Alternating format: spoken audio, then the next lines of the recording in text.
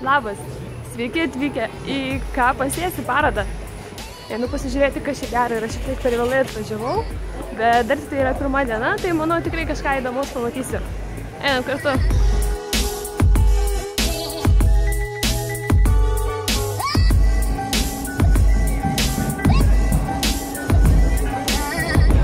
Galit pamojuot.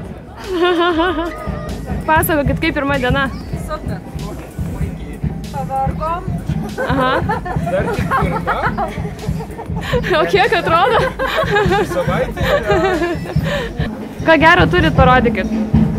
Ką nors super įdomaus? Super įdomus, ką mes super įdomus. Karučius labai fainus turim. Lengvus. 50 kilogramų gali vežti, prašom. Moteriški. Atrodo labai moteriškai. Taip, moteriški. Metaliniai guoliai. Prašom. Prisikraunat bulvių ir keliaujat. Nu, kurių bulvių tokį gražumėlį? Svagūnėlių tada. Lelijų, begonijų. Ei, bet gerai atrodo. Taip. Tikrai. Galim išnešti saulę. Puikiai. Jo, šito aš noriu. Tipų tapu į darželį. Ir į sodą, ir į daržą. Taip, ir šeinytės, va. Nu va, pilnas komplektas. Ir keliaujam savo daržą. Jūs esat vardas? Daiva. Daiva. Gerai.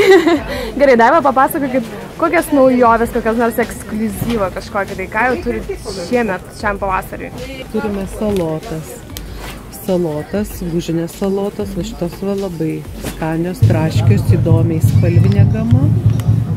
Šitos, lygiai taip pat ir juodos salotos, ilgai augančios, neapkarstančios, labai gero skonio. Moliūgai vis dėlto šitie yra labai gero skonio, labai geros tekstūros, ilgi, panašus į cukinijas. Ir sėklos būna tik vienam gale. Nu, va, tokių, Čia privalumas. iš tų šparaginių žemaūgių pupelių, lapai apačiojo, visos pupelės yra viršui lapų, piliažas arba Oi, kaima pats tas. jo žioveiniai, tie vadinami šuniukais. Ką aš kiekvienais metais būtinai pasižiūriu, tai šiltnamį. Nu, nežinau, kažkodėl ta tema visada tokia įdomi. Einam. Kas man patinka šiltnamiuose, tai tokios mielos detalės, kaip šitas lentynėlis. Iš tikrųjų, kodėlgi ne, labai gerai šiltnamio visa erdvė panaudojama, kai joje yra dar lentynos ir galima kažką ant jų irgi tenais įsidėti, kažkokį tai ar vazonėlį, ar kažkokį tai kitą dalyką. Smagu. Čia net ir pašokti galima, girdit?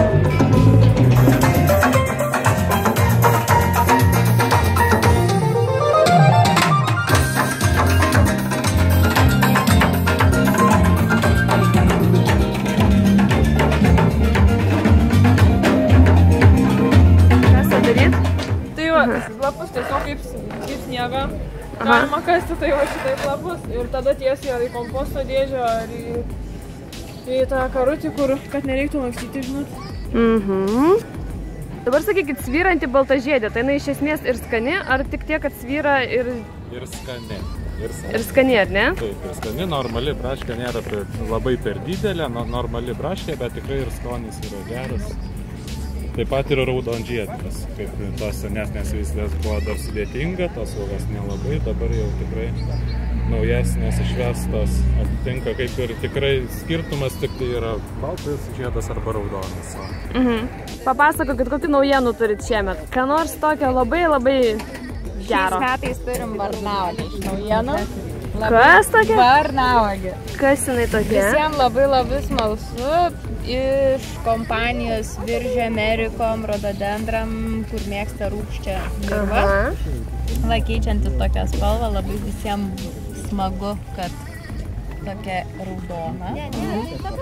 Nei pavasarį pažaliuos truputėlį su geltona atspalviu, ir po to vėl žiemą turim tokią varinę spalvą savo. Kaip įdomu. Bet jai reikalinga rūgšti žemė, tai jinai galėtų kartu su Viržiais, ar ne, su Erikom rododendrais kartu draugauti, ne? Taip. Kaip jinai vadinasi? Varnauogė. Tai jinai uogas turi kažkokias? Juodas tokias uogas, bet jos nėra valgomos. Nu tikrai įdomu. Sakiau, kad jūs kažką įdomus turėsite. Tai dabar pasakykit man visą tiesą apie spalvotus spygliuočius. Ar juos iš tikrųjų žmonės dar vis domisi jais ir jų nori?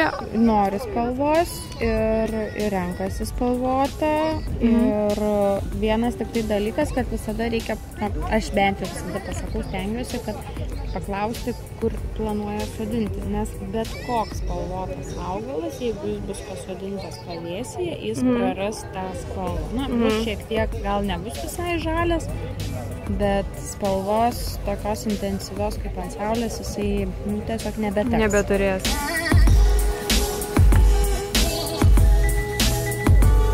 Pasakokit, ką čia įdomus turit, nes matau, kiek čia visko. Daugiamečios gėlytės nuo alpinariumo augaliukų, nuo visų mažiausių iki smilgų, aukštesnių augalų. Ar gali papasakot, kur čia kas yra ir kas čia pas jūs įdomaus?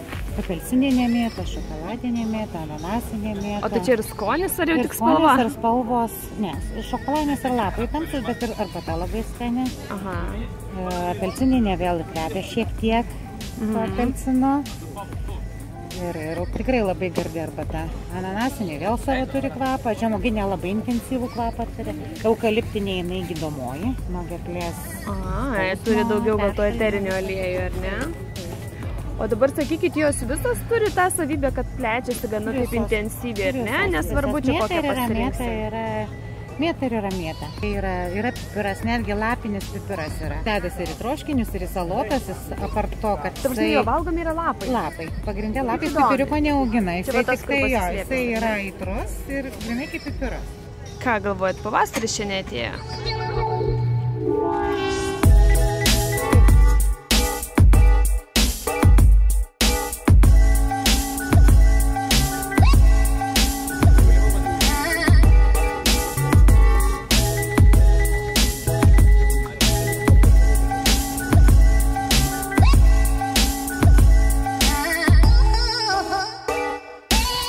Tai kokia čia yra magnolija? Aš žinau, kad magnolija yra ne viena rūšis, bet tikrai ne kiekviena iš jų pas mus labai sėkmingai auga.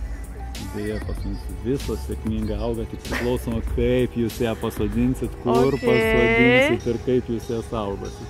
Jeigu įmesit į bet kurią dirvą, neparuošti duobės, neįdėsit rūgščios dirvos, tai jinai jums nežydės. Tai prašom papasakot, kaip čia reikia? Kaip čia reikia? Iškasti kuo didesnę duobę, jeigu yra puodas, tai dvigubai, jeigu nepagailėti ir trigubai didesnį, įdėti durpių substrato ir rūgščios dirvos, rūgščios dėl žydėjimo, rūgščios durpės. Va, kur paslapti. Kuo paruošti geresnę dirvą, minkštesnę ir viskas. Šaknis labai trapios, tai reikia šaknų nedraskyti, kaip reiškia kitą paima, vazoną pradrasko šaknelės. Tiesiog švelniai pasodinti ir nemindžioti, kai visas kitas švelniai. Ir viskas. Žiemai pamulčiuoti kokį 30 cm ir kokias 3 žiemas apsukti agroplėvelę, bet neužsukti labai smarkiai, o kad kvėpuotų, reiškia. Paroda jau baigėsi, bent jau šitą pirmoji diena, į kurią aš atvažiavau. Labai gaila, kad ne viską spėjau pamatyti, bet gal ir neįmanoma visko pamatyti ir visko apeiti ir visko apžiūrėti. Negaliu pasakyti, kad pamačiau čia kardinaliai kažką tai naujo ir iš kojų griaunančio. Bet vis tiek apsilankyti smagu, pasižiūrėti tokių naujovių, paplepėti su kokiais nors pažįstamais, kažkur pasiderėti, kažką nusipirkti. Tai dabar manęs laukia kelionė atgal namo. Jeigu patiko jums šitas video, tai paspauskit nykštį į viršų, o jums linkiu gerų pirkinių, jeigu ir jūs galvosite apsilankyti šitoj parodoje arba bet kurioje kitoj sodinukų mugėje. Ate!